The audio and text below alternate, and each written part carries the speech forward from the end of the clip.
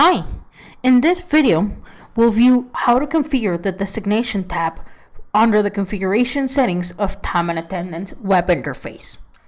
We'll begin by opening the web interface of time and attendance, and we're going to go ahead and log in.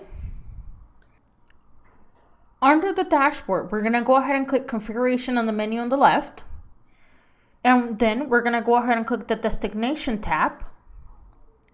Here we're going to see our table, and we're going to go ahead and click the plus sign so we can add a new designation.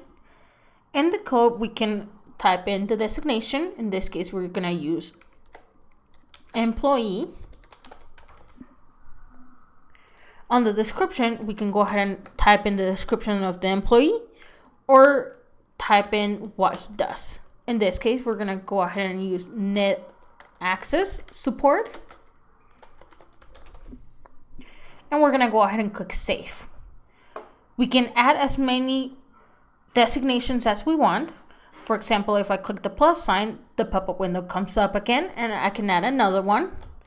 I can add another one. In this case, I'll go ahead and add supervisor. And we'll go ahead and set up the description. I'll go ahead and use net access support again by just selecting it and then clicking save again.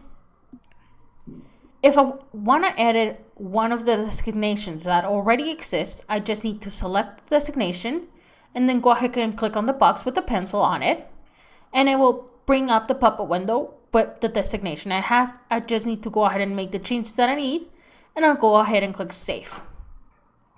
If I want to go ahead and delete one designation, I just need to select the designation, go ahead and click the trash can. On the pop-up window, go ahead and click delete. And I'll see that the designation was successfully deleted.